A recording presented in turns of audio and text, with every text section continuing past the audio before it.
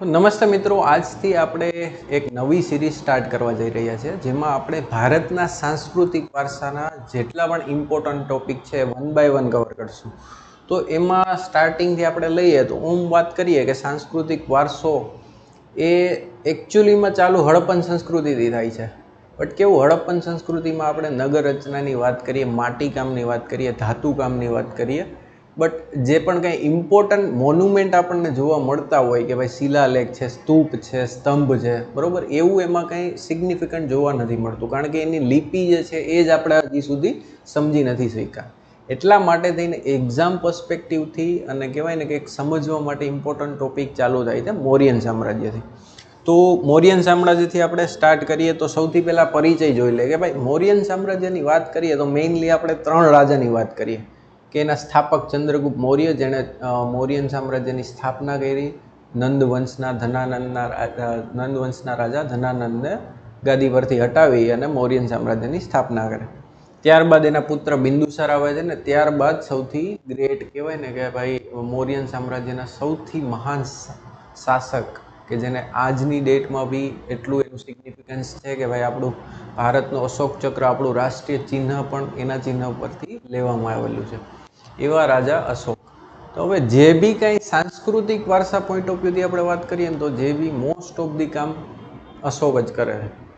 અશોક આપણને ખબર છે કે ભાઈ કલિંગના યુદ્ધ પછી એનું હૃદય પરિવર્તન થાય છે તો એ બૌદ્ધ ધર્મ અપનાવી લે છે, બરોબર. આમાંય થોડીક ઇન્ટરેસ્ટિંગ વાત છે કે ભાઈ ચંદ્રગુપ્ત મૌર્ય છે એ જૈન ધર્મ અપનાવે છે. એનો છોકરો જે છે એ આજીવિકા સંપ્રદાય, હમણાં આપણે જોશું કે ભાઈ આજીવિકા સંપ્રદાય શું હતી, મોસ્ટ ઓફ લોકોને એ જ નથી ખબર. આજીવિકા સંપ્રદાય બિંદુસાર અપનાવે છે અને એનો છોકરો એટલે કે અશોક એ બૌદ્ધ ધર્મ અપનાવે છે. એટલે ત્રણેય પેઢી અલગ ધર્મને ફોલો કરતી હોય છે, ઠીક છે. તો એક વાત હતી કે ભાઈ આપણને એ તો ખબર છે કે બૌદ્ધ ધર્મ અશોકે અપનાવ્યો હતો, પણ એનું એવું નહોતું કે ભાઈ બીજા આખી પ્રજા જે છે એ બધાય બૌદ્ધ ધર્મ જ ફોલો કરવા જોઈએ, બરાબર.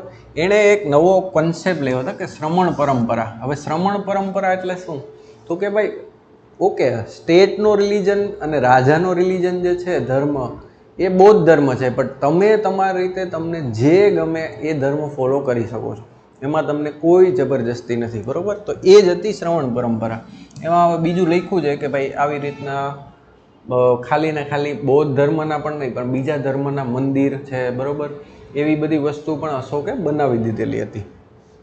તો એ જ વસ્તુ આમાં લખેલી છે.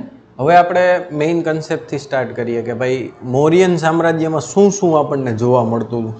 તો સૌથી પહેલાં વાત કરીએ કે ભાઈ એક તો મહેલ, બરાબર. મૌર્યન સામ્રાજ્યના મહેલ તો હવે તમે કહેશો સાહેબ એ તો ક્યાંય જોવા જ નથી મળતા, કોઈ દી સાંભળ્યું જ નથી કે આવો અશોકનો મહેલ હતો.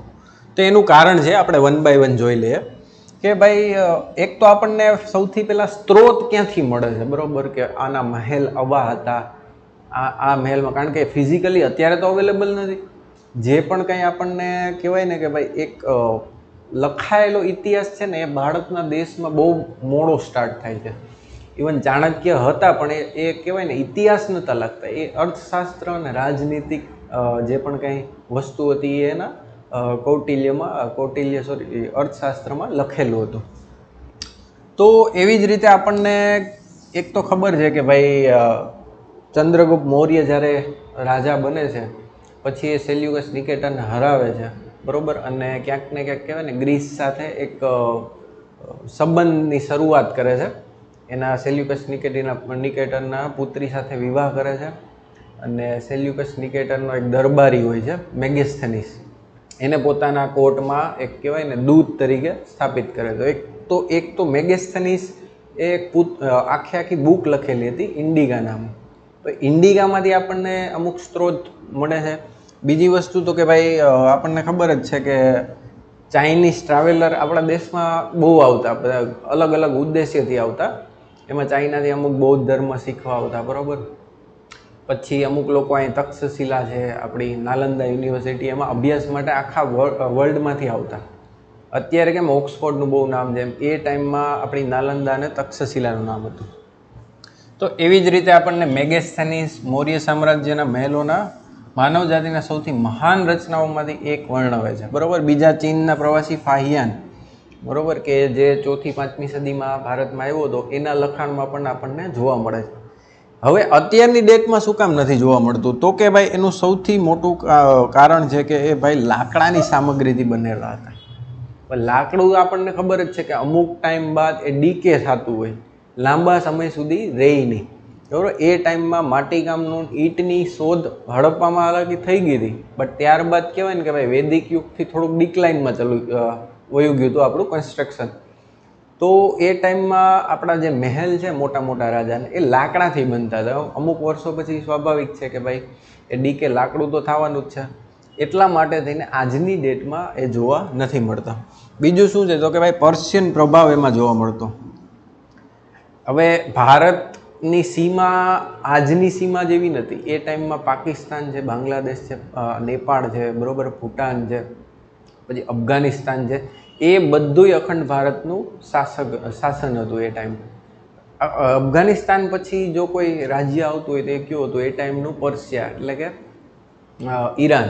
બરોબર, તો ઈરાનના મહેલોમાંથી થોડીક આપણે પ્રેરણા લીધેલી હતી કે ભાઈ ઈરાનના બધા મહેલો લાકડાથી બનેલા હતા. બરોબર, ક્યાંક અમુક ડિઝાઇન છે, અમુક સ્તંભો છે, એ બી એમાંથી આપણે બોરો કર્યા હતા. ઉદાહરણ તરીકે તો કે ભાઈ પાટલીપુત્ર ખાતે મૌર્ય રાજધાની, કુમરાહાર ખાતે અશોકનો મહેલ અને ચંદ્રગુપ્ત મૌર્યનો મહેલ. ચંદ્રગુપ્ત મૌર્યનો મહેલ ક્યાં હશે? તો કે ભાઈ સ્વાભાવિક છે કે એની રાજધાનીમાં હોય. રાજધાની કઈ હતી? તો કે પાટલીપુત્ર. આમાં કંઈ ખાસ નથી, કારણ કે આજની ડેટમાં કંઈ જોવા નથી મળતું અને હજી સુધી સવાલ બી મહેલમાંથી નથી આવ્યો. બટ સ્ટીલ આપણે આ 3 ઉદાહરણ યાદ રાખી શકીએ, કદાચ ક્યાંય ઇન્ટરવ્યૂમાં કે પૂછી શકે. હવે સ્તંભ સૌથી વધારે ઇમ્પોર્ટન્ટ, બરોબર, સ્તંભ અને ગુફા સ્થાપત્ય એ અશોકે બહુ મોટા પ્રમાણમાં કરાવેલું હતું, એ આપણને ખબર જ છે. તો હવે આપણે ડિટેલમાં સમજશું એક એક પાર્ટને. બરોબર, તો સ્તંભ સૌથી પહેલાં શેમાંથી બનેલા હતા? તો કે ચુનાર સેન્ડસ્ટોનમાંથી, અને એક કહેવાય ને કે લાલ જે પથ્થર મળતા મથુરા અને રાજસ્થાનની આસપાસના ભાગમાં, તો એ લાલ માટી, લાલ પથ્થરમાંથી આ બધા સ્તંભો બનાવેલા હતા. જ્યાં આસપાસ જે પણ કંઈ મટીરિયલ બનતું એનાથી લગભગ બનાવતો, પણ 2 મોસ્ટ પ્રોબેબલી, એક તો ચૂનાના સેન્ડસ્ટોનમાંથી અને બીજું લાલ માટીમાંથી. બરોબર, અને રાજ્યના પ્રતીક તરીકે એને ગણાવતા. સૌથી વધારે મહત્વ સ્તંભોનું હતું અશોકના ટાઈમમાં ખાસ કરીને. શું કામ? તો કે ભાઈ એક તો આપણે એને શું એમાં લખતા? તો કે ભાઈ એક તો ધાર્મિક જે પણ કંઈ એની વિચારસરણી હતી એ સ્તંભોમાં લખતા, શિલાલેખ ને સ્તંભમાં. અને બીજી વસ્તુ તો કે ભાઈ રાજાને જે પણ કંઈ પ્રજાને મેસેજ કન્વે કરવો છે, જે પ્રજાને મેસેજ આપવો છે, એ બધું સ્તંભમાં એ લોકો લખતા. એના માટે જગ્યાએ જગ્યાએ રાજધાની, હરેક સૂબા કે પ્રાંતની રાજધાની છે, બરોબર, મોટા શહેર છે, એવી બધી જગ્યાએ અશોકે સ્તંભો નખાવેલા હતા. ઉદ્દેશ્ય શું હતો? તો આપણે હમણાં વાત કરીએ બૌદ્ધ વિચારધારા. અશોક બૌદ્ધ ધર્મનો હતો, બરોબર છે, એટલે સ્વાભાવિક છે કે ભાઈ એ વિચારધારાને વધારે અનુકૂળ આવે. ભાષા, કઈ ભાષામાં લખાણ હશે? તો આપણને ખબર જ છે કે એ ટાઈમમાં પ્રાકૃત અને પાલી ભાષા જે છે એ સામાન્ય પ્રજામાં, આપણે કેમ અત્યારે હિન્દી કે ગુજરાતી કે વિવિધ પ્રાંતની અલગ અલગ ભાષા છે, લોકલ ભાષા યુઝ કરતા હોય, તો એ ટાઈમમાં લોકલ ભાષા હતી પ્રાકૃત અને પાલી. તો જે પણ કંઈ પ્રજાને સમજાતી હોય એ જ ભાષામાં એ લોકો મેસેજ આપવાના છે. બરોબર, તો એક તો પ્રાકૃત અને પાલી. બીજી કઈ ભાષા હતી? તો કે ભાઈ અરામિક. બરોબર, હવે અરામિક ભાષા તમને એમ થતું હશે કે ભાઈ કેમ, ગ્રીક તો અહીંયા કોઈ હતા નહીં, તો કેમ? તો એ ટાઈમમાં અફઘાનિસ્તાનનો, આપણે હમણાં વાત કરી ને પહેલાં, કહેવાય અફઘાનિસ્તાન સુધી ભારત મૌર્ય સામ્રાજ્ય ફેલાયેલું હતું. અફઘાનિસ્તાનમાં કેવું હતું કે ભાઈ મિક્સ લોકો રહેતા. અમુક આપણા થોડાક ભારતના લોકો રહેતા હોય, વધારે પડતા ગ્રીક રહેતા. કેમ? તો કે ભાઈ જ્યારે સિકંદર ભારત છોડીને ગયો ત્યારે ત્યાં એના સુબા સેલ્યુકસ નિકેટરને અપોઇન્ટ કરીને ગયો હતો, ને ત્યાં મોટા પ્રમાણમાં ગ્રીકોને સ્થાયી કર્યા હતા એ લોકોએ. એ પહેલાં પણ પર્શિયન, જે પણ આપણે આજની ઈરાનની વાત કરીએ તો એ લોકો બી વેપારના લીધે ત્યાં સ્થાયી થયેલા હતા. તો એની ભાષા હતી અરામિક. તો એ લોકોને એડ્રેસ કરવા માટે અરામિક ભાષાનો પણ સ્તંભો આપણને જોવા મળે છે. આર્કિટેક્ચર મુખ્યત્વે 4 ભાગમાં બનેલા હતા. કયા 4 ભાગ? તો કે એક તો આ બેઝ કહેવાય આને, બરોબર, પછી આ કેપિટલ, બરોબર, અને આ એબેકસ અને આ એનિમલ પાર્ટ. હવે 1 by 1 જોઈ લે. તો કહેવાય બેઝ. બેઝ શેનો બનેલો હતો? તો આની ખાસિયત એ જ હતી કે આ છે ને જે પણ કંઈ આપણે આ સ્ટેન્ડિંગ દેખાય છે ને તમને, આને બેઝ કહેવાય. એ બેઝ જે છે ને એ એક જ પથ્થરમાંથી બનાવવામાં આવતો, બરાબર. એટલે આટલો લાંબી આ સ્તંભો હતા, કમસે કમ 50-60 ફૂટ લાંબા, બરાબર. તો એવડો એક તો પથ્થર પહેલાં એ લોકો ગોતતા, ત્યારબાદ એની કોતરણી કરી અને અવળી સાઇઝનો આ શાફ્ટની સાઇઝનો બનાવતા, બરાબર. એટલે એ એક ખાસિયત હતી. આપણે જોશું કે ભાઈ જે ઈરાનિયન સ્તંભો સાથે સરખાવવામાં આવે છે, એવું કહેવામાં આવે છે ઘણા હિસ્ટોરિયન દ્વારા કે ભાઈ આ તો કહેવાય ને કે ઈરાનના સ્તંભોમાંથી કોપી મારેલું હતું, ગ્રીક સ્તંભોમાંથી કોપી મારેલ છે. તો એવું નથી. એ બધા સ્તંભ જે છે ને એ જોઈન્ટ કરીને બનાવતા, જ્યારે આપણો એક જ પથ્થરમાંથી બનેલો શાફ્ટ હતો. સાપની વાત થઈ ગઈ. બીજું બુડી એટલે કે કેપિટલ. સાપની ટોચ પર મૂડી મૂકે છે, જે કાં તો કમળ આકારની અથવા તો ઘંટડી આકારની હોય છે.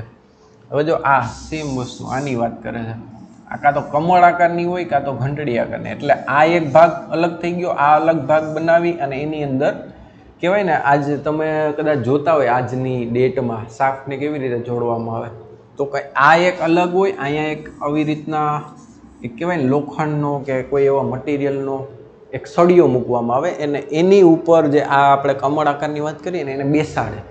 એ બેસાડે એટલે પછી એ ફિક્સ થઈ ગયું, પછી હલે નહીં, બરાબર. તો એ થઈ ગયું મૂડી. પછી અબેકસ. અબેકસ એટલે શું? તો કે આ જે તમે સિંહ બેઠેલો જોવો છો ને, એની નીચે જો એક કહેવાય ને કે પ્લેટ જેવું છે, એ પ્લેટની ઉપર સિંહને બેહાડેલો છે, તો એ પ્લેટને કહેવાય અબેકસ. શું કામે? તો કે ભાઈ આકાર, મૂર્તિનો આકાર જે છે એ કદાચ આપણે કમળથી કે એના કરતાં મોટો હોય તો એ શાફ્ટ ઇઝીલી એ પ્લેટ ઉપર બેસી શકે, બરાબર. તો એના માટે એ વસ્તુ અબેકસ બનાવેલી હતી. મૂળની આકૃતિ. તો કઈ કઈ આકૃતિ આપણને જોવા મળતી એ આપણને ખ્યાલ જ છે. સિંહ તો બધાને ખબર જ છે, કોમન છે, બરાબર. બળદ છે, હાથી છે. તો એવા અલગ અલગ પ્રાણીઓની મૂર્તિઓ આપણને સ્તંભ ઉપર જોવા મળતી હોય છે. અને આ બધા પ્રાણી જે છે એ બૌદ્ધ ધર્મમાં ક્યાંક ને ક્યાંક કહેવાય ને કે લાગતા વળગતા, ક્યાંક એની જાતક કથાઓમાં અથવા તો બુદ્ધ સાથે જોડાયેલા હોય. તો એવા જ બધા પ્રાણીને આમાં ઇન્ડિકેટ કરેલા છે. હવે સ્તંભ અમુક આપણે ઉદાહરણ જોઈ લઈએ કે ભાઈ કે કયા કયા સ્તંભ જે છે એ આપણે યાદ રાખવા જેવા છે. તો રૂમિન્ડી પિલર શિલાલેખ, બરોબર, એ ક્યાં આવ્યો હતો? કે સાઉથ ઇન્ડિયામાં આવ્યો. ઘરે જઈને ગૂગલમાં ચેક કરજો લોકેશન ક્યાં છે. તો કે અશોકની લુંબીની મુલાકાત અને લુંબીની ને કરમાંથી મુક્તિ, બરોબર. હવે આ જે શિલાલેખ આપણે હમણાં વાત કરી ને એ સાઉથ ઇન્ડિયામાં નથી, એ નોર્થ ઇન્ડિયામાં છે. ક્યાં? તો કે ભાઈ નેપાળની પાસે લુંબીની છે, ત્યાં છે. મેં તમને આ શું કામ કીધું કે સાઉથ ઇન્ડિયામાં મળશે?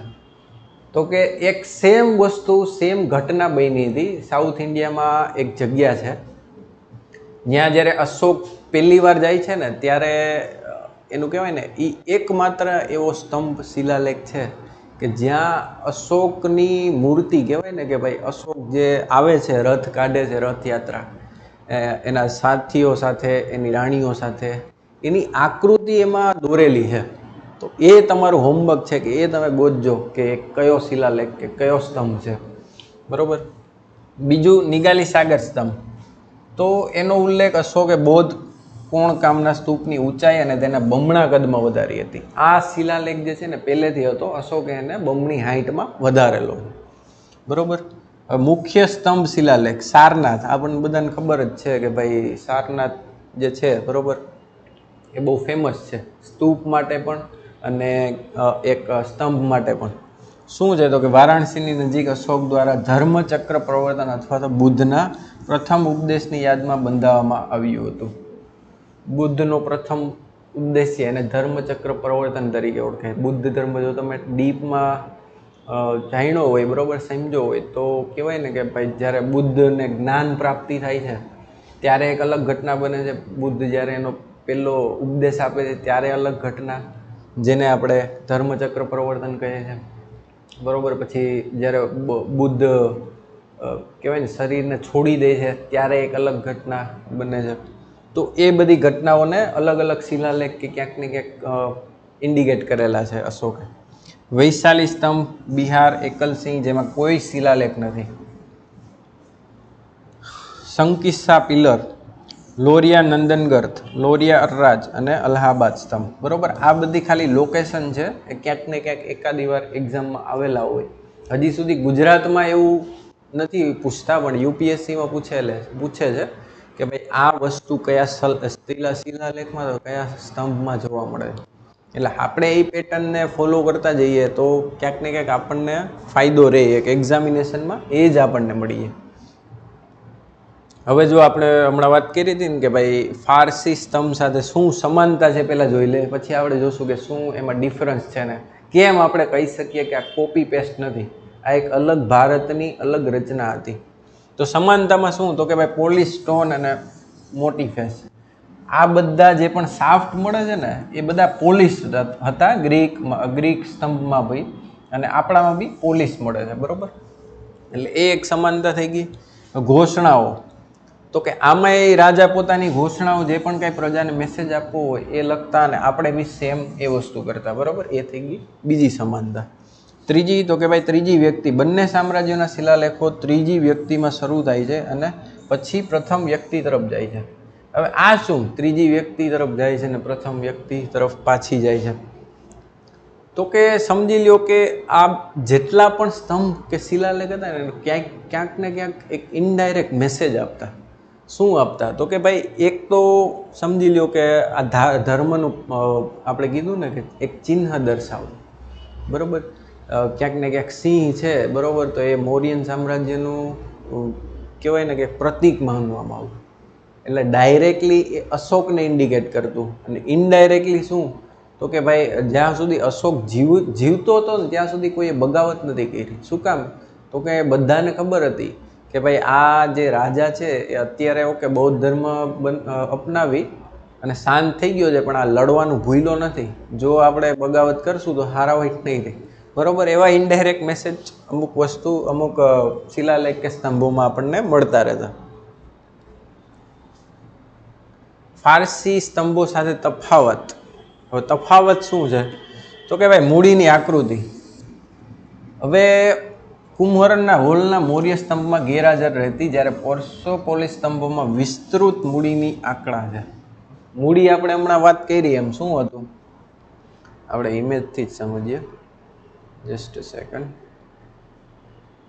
હા, ઓકે, નહીં આવે.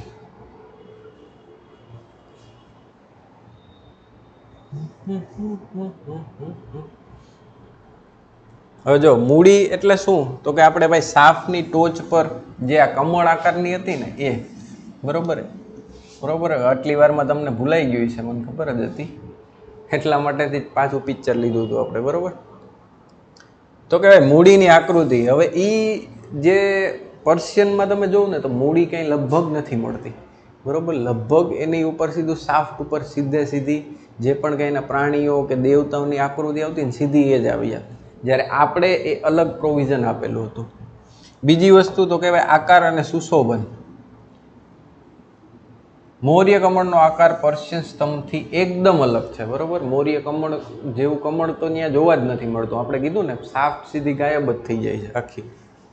સ્તંભની સપાટી, મોટાભાગના પર્શિયન સ્તંભો વાસળી પટ્ટાવાળી સપાટી ધરાવે, જ્યારે મૌર્યન સ્તંભોની સપાટી સુંવાળી હતી. બરોબર, એટલે એક કહેવાય ને કે આપણા એ લોકોના સ્તંભ કેવા હતા, આમ નીચેથી લઈને ઉપરથી નાના થતા જતા, જ્યારે આપણા સ્ટ્રેટ એકદમ સીધા બધી જેટલી જાડાઈ નીચે જોવા મળતી એટલી જ ઉપર જોવા મળતી. આર્કિટેક્ચર સ્કીમ, તો કે એકમેણી સ્તંભો સામાન્ય રીતે કેટલીક મોટી આર્કિટેક્ચર સ્કીમનો ભાગ હતા અને થોડા જટિલ હતા, જ્યારે અશોકના સ્તંભો સરળ અને સ્વતંત્ર સ્મારકો હતા. બરોબર, અમુક વસ્તુ જે હતી એની આકૃતિ જે છે, બરોબર, એ ગ્રીક સ્તંભોમાં અને પર્શિયન. આ આર્કમેનિયન એટલે તમે સમજી ગયા ને, તો કે ભાઈ એક પર્શિયામાં એક એમ્પાયર થયું હતું. પર્શિયા અને ગ્રીસમાં આપણે જે વાત કરી શકીએ ને સંયુક્તની, તો એક એકમેનિયન એમ્પાયર હતું, એની વાત થઈ છે. બરોબર, કે ત્યાં જે સ્તંભો છે મોટા પ્રમાણમાં જોવા મળતા આપણને. અને સાફ્ટ, મૌર્યન સાફ્ટથી વિપરીત જે મોનોલિથિક એટલે એક જ પથ્થરમાંથી બનેલો હતો, જ્યારે પર્શિયન સાપ જે છે અલગ પથ્થર, એટલે કે એક ભાગ એટલો એની ઉપર બીજો ભાગ એવી રીતે. બરોબર, એ ઇઝી પડે, જ્યારે એક પથ્થરમાંથી આપણે આખા મોટા પથ્થરમાંથી કાપીને કે એવડો સાપ બનાવવો એ બહુ જટિલ પ્રક્રિયા હતી. તો આ થઈ ગયા એના તફાવત. હવે આપણે આવી જઈએ સ્તૂપ ઉપર. સૌથી ઇમ્પોર્ટન્ટ શું કામ, તો કે ભાઈ બુદ્ધની ડાયરેક્ટ અસ્થિઓ જે છે એની ઉપર આ સ્તૂપ બનાવવામાં આવતું. જ્યારે બુદ્ધ કહેવાય ને કે બુદ્ધની મૃત્યુ થાય છે એને મહાપરિનિર્વાણ કહેવાય. તો બુદ્ધની મૃત્યુ ટાઈમે કેવું થાય છે કે બુદ્ધના નાખ છે બરાબર, અમુક વાળ છે, અમુક અંશો, એ બધાને લઈ અને ભારતના લગભગ રાજાઓમાં એક યુદ્ધ જેવો માહોલ થઈ જાય છે બરાબર. બધા કે બુદ્ધ અમારા, બુદ્ધ અમારા, બુદ્ધ અમારા, અમને આટલું મળવું જોઈએ, અમારે ત્યાં આ કર્યું હતું, અમારે ત્યાં આટલું કર્યું હતું. તો એવી રીતે અમુક અમુક પાર્ટો જે છે બુદ્ધના વાળ ને નખ ને એ અલગ અલગ સામ્રાજ્યને ભેટ સ્વરૂપે આપવામાં આવે છે. અને ત્યારબાદ કહેવાય ને કે લગભગ 80 જેટલા સ્તૂપ બને છે બુદ્ધના અવશેષો ઉપર. અને બાદમાં કહેવાય ને મૌર્યન સામ્રાજ્ય જ્યારે પીક ઉપર હતું ત્યારે તો એવું કહેવામાં આવે છે કે 300 થી 400 સ્તૂપ બનેલા હતા. હવે બધામાં તો બુદ્ધના અસ્થિ ના હોય, કારણ કે એક લિમિટેડ વસ્તુ મળે, વાળને તમે નખને કેટલાક ડિસ્ટ્રીબ્યુટ કરી શકો. તો એમાંથી અમુક જે મેઇન છે જૂના, એમાં બુદ્ધના એકચ્યુઅલ અસ્થિ આપણને જોવા મળે છે. તો સ્તૂપ શું છે, ભારતમાં વૈદિક કાળથી પ્રચલિત દફન ટેકરા હતા બરોબર. બટ મેં કીધું ને બૌદ્ધ સામ્રાજ્યમાં શું, તો કે એક તો એ પીસનું સિમ્બોલ હતું બરોબર, શાંતિનો. બીજી વસ્તુ એ કે ભાઈ એમાં બુદ્ધના અસ્થિ જે છે એ બધા રાખેલા હતા. અને બુદ્ધ છે એ મૂર્તિ પૂજામાં નહોતા માનતા બરોબર. એટલા માટે થઈને કંઈક આવા શેપમાં એના બધા અસ્થિ, એને કહેવાય ને લોકો યાદ કરી શકે, પ્રે કરી શકે એના માટે. અંડા, અંડા એટલે શું, તો કે ભાઈ આ આખો ભાગ જે છે ને એને અંડા કહેવાતો બરોબર. એની ઉપર બધી છત્રી છે બરોબર, હર્મિકા છે, એ બધું રાખવામાં આવતું. આની વચ્ચોવચ્ચ જે છે ને એ બુદ્ધના અસ્થિ હોય બરોબર. આ એક કહેવાય ને, આપણે કદાચ મેઇન્સમાં પૂછ્યું હોય તો આપણે એક આવી આકૃતિ દોરી શકીએ. આ થઈ ગયું તોરણ બરોબર, આ હર્મિકા, આ છત્રી, આ ઉપર થઈ ગયું, અને આ અંડો થઈ ગયું, આ એક બાઉન્ડ્રી જેવું થઈ ગયું બરોબર. તોરણ ચારે બાજુ આપણને જોવા મળતા, એક પાછળ ને એક અહીંયા. તો આવી કંઈક આપણે એક રિપ્રેઝેન્ટ કરી હોય કંઈક ઇમેજ મેઇન્સમાં જો આપણને પૂછે તો બરોબર. બાકી પ્રિલિમ્સમાં તો સામાન્ય શું પૂછવાના છે, તો કે ભાઈ સાંચીનો સ્તૂપ છે બરોબર, એ કયા ધર્મ સાથે જોડાયેલો છે, આ સ્તૂપ છે ક્યાં આવેલો છે, અમરાવતીના સ્તૂપની શું ખાસિયત છે, એવું બધું પૂછી શકે છે. બટ કલેક્ટિવલી એક આન્સર જો મેઇન્સમાં પૂછવો હોય લેખિત પરીક્ષામાં તો પૂછી શકે છે આના ઉપર. બસ એ જ વસ્તુ હર્મિકા ટેકરાની ટોચ ઉપર છે છત્ર. છત્ર ક્યાં ગયો, તો કે આર્યો, આવા નાના નાના 3 છત્ર મૂકેલા હોય છે. પછી વપરાયેલી સામગ્રી, તો સ્તૂપનો મુખ્ય ભાગ બળીનો હોય તેવી ઈંટનો બનેલો હતો, જ્યારે બહારની સપાટી બળી ગયેલી ઈંટ બરોબર, એટલે બેગ્ડ અને અનબેગ્ડ ઈંટનો બનેલો હતો. અંદરનો જે ભાગ છે બરોબર, એ કહેવાય ને કે એક ખુલ્લો રાખવામાં આવતો, કે ભાઈ સાદી ઈંટ જે પણ કંઈ પકાવેલી ઈંટ ના હોય એનો બનાવીને રાખતા. અને બહાર જે છે એ આખે આખું કહેવાય ને વ્યવસ્થિત પકાવેલી ઈંટથી પ્લાસ્ટર મારીને વ્યવસ્થિત કરવામાં આવતું. શું કામ, તો કે ભાઈ અંદર જવાનો કોઈ રસ્તો એવો ડાયરેક્ટ પહોંચી શકે ને એવો નહોતો. એક નાનો એવો કહેવાય ને પ્રદક્ષિણા પથ, જો આને આ પ્રદક્ષિણા પથ કહેવાય, આ આપેલો હતો. અને અહીંયા એક પ્રદક્ષિણા પથ હતી. બસ તમારે અહીંયા પ્રદક્ષિણા કરી અને અહીંથી ઉતરીને બહાર નીકળી જવાનું. સાવ અંદર સુધી પહોંચી શકો એવી કોઈ પ્રોવિઝન રાખેલું નહોતું. પછીના સ્તૂપની વાત કરું છું, આ આધુનિક સ્તૂપ છે. પહેલાંના સ્તૂપ તો હાવ સામાન્ય હતા. કેવા, તો કે ભાઈ હાવ કહેવાય ને જમીનની સપાટી ઉપર 3-4 રાઉન્ડ બનાવી દઈ ને વચ્ચે જે સ્તૂપનો મેઇન કન્ટેન્ટ હોય ને એ બધું વચ્ચે બનાવી દે, અને બસ તમારે આજુબાજુ ખુલ્લામાં એમને ચક્કર મારી લેવાનું. તો આ હતા બધા સ્તૂપના પાર્ટ. હવે ઉદાહરણ થોડાક જોઈ લઈએ આપણે કે ભાઈ ક્યાં છે, તો કે મધ્યપ્રદેશમાં સાંચીનો સ્તૂપ સૌથી ફેમસ છે, આર્યો, આપણને ખબર જ છે બરોબર, એટલે આ તો આપણે ભૂલવાના જ નથી. ઉત્તર પ્રદેશનો પીપાવાવ સ્તૂપ કે જે સૌથી જૂનો છે, મેં કીધું ને કે ભાઈ મૌર્યન સામ્રાજ્ય અશોકે સ્તૂપ આધુનિક બનાવ્યા, એ પહેલાં સ્તૂપો હતા એ સામાન્ય સ્થિતિમાં હતા. જો આ ટાઈપના, આ તો તોય એક પ્લેટફોર્મ ઉપર બનાવેલો છે, બાકી એક સામાન્ય જમીન ઉપર એમને બનાવી દેતા. બુદ્ધના મૃત્યુ પછી ક્યાં ક્યાં બંધાણા, તો કે વૈશાલી, કપિલવસ્તુ, અલકપ્પા, રામગ્રામ, વૈથાપીડા, પાવા, કુશીનગર. મેં કીધું ને ઘણા રાજાઓ વચ્ચે અંદરો અંદર લડાઈ થઈ ગઈ હતી કે ભાઈ બુદ્ધનો અમે હકદાર છીએ, આ આટલા અસ્થિ અમને લાવો. બેરથ રાજસ્થાન ખાતેનો સ્તૂપ, ગોળાકાર ટેકરા અને પરિક્રમા માર્ગ સાથેનો. જો આ રહ્યો. આ સ્તૂપ ક્યાંનો છે તો કે ભાઈ અમરાવતી, આંધ્રપ્રદેશમાં. આવી રીતના શું કામ બનાવ્યું છે? આ એક એકચ્યુઅલ સ્તૂપ નથી, આ એક રેપ્લિકા છે. આપણે જો મોટો મોલ કે બિલ્ડિંગ બનતો હોય તો બિલ્ડર જે છે એ કાચનું નાનું એવું એનું કહેવાય ને એક બીબુ તૈયાર કરી છે. આ એક બીબુ છે કે આવો હતો પણ આને તોડી પાડવામાં આવ્યો હતો. એકચ્યુઅલમાં આવો હતો પણ તોડી દીધો હતો, એટલા માટે થઈને એની એક રેપ્લિકા બનાવીને રાખી છે. હવે સ્તૂપ પર બુદ્ધનું નિરૂપણ. આપણને ખબર જ છે કે સ્તૂપ આખું બૌદ્ધિઝમ સાથે જોડાયેલું છે, બરાબર. તો એમાં ક્યાંક ને ક્યાંક બુદ્ધની જાતક અથવા તો બુદ્ધના જન્મ સાથે, મૃત્યુ સાથે, બરાબર, એના ઉપદેશો સાથે જોડાયેલી ક્યાંક કથા કે એવું બધું ડેપિકેટ કર્યું હશે એમાં. તો કે આ બસ એ જ વસ્તુ બુદ્ધમાં હતી. તો કે શું પ્રતીક ક્યાં હતા તો કે બુદ્ધના પ્રતીકો દ્વારા દર્શાવવામાં આવ્યા હતા. જે બુદ્ધના જીવનની વિવિધ ઘટનાઓ જેમ કે પગના નિશાન, કમળના સિંહાસન, ચક્રો, સ્તૂપ વગેરેને રજૂ કરતા હતા. જાતક વાર્તાઓ. જાતક વાર્તાઓ બુદ્ધના અગાઉના જન્મ સાથે સંકળાયેલી વાર્તાઓ, સ્તૂપની રેલિંગ અને તોરણો પણ ચિત્રિત કરવામાં આવ્યા હતા. હવે બુદ્ધના આગળના જન્મ જેમ જેમ કહેવાય ને કે ભાઈ સમય જતો જાય છે એમ બુદ્ધિઝમમાં અલગ અલગ સેક્ટ પડતા જાય છે. પહેલાં સ્થવિરાવાદી મહાસંગિક આપણે છે, બરાબર, પછી હિનયાન, મહાયાન, પછી એમાંથી વજ્રયાન આવે છે. જેમ જેમ અલગ અલગ સંપ્રદાયો પડતા જાય છે એમ કહેવાય ને કે ભાઈ અલગ અલગ કન્સેપ્ટ આવતા જાય છે.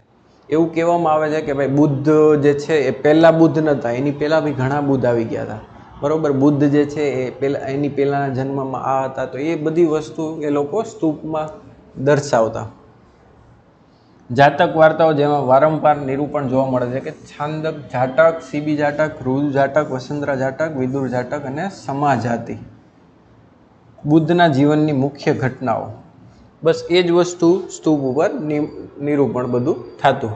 હવે બીજા ભાગ આપણે નેક્સ્ટ વિડીયોમાં જોઈશું. બીજા ભાગમાં શું આપણે કવર કરશું તો કે ભાઈ ગુફા સ્થાપત્ય છે, બરાબર, માટી કામ છે, પછી આપણે જે શિલ્પકલા છે, જે પણ કાંઈ મૂર્તિઓ બનતી, બરાબર, એ બધી ઘટના જેટલું પણ કાંઈ બાકી છે મૌર્યન સામ્રાજ્ય અને એના પછીનું બી થોડુંક કવર કરી લેશું. એ બધું આપણે પાર્ટ 2માં લેશું. તો આજ માટે એટલું, આનું રિવિઝન કરી રાખજો ને એક આપણે ક્વિઝ સેશન બી લઈ આવશું, બરાબર, કે વિડીયો જોયા પછી તમે MCQ પ્રેક્ટિસ કરો અને મેઇન્સ આન્સર રાઇટિંગની બી આપણે કહેવાય ને કે હરેક ટોપિક પછી સ્ટાર્ટ કરશું. આજ માટે એટલું. Thank you very much.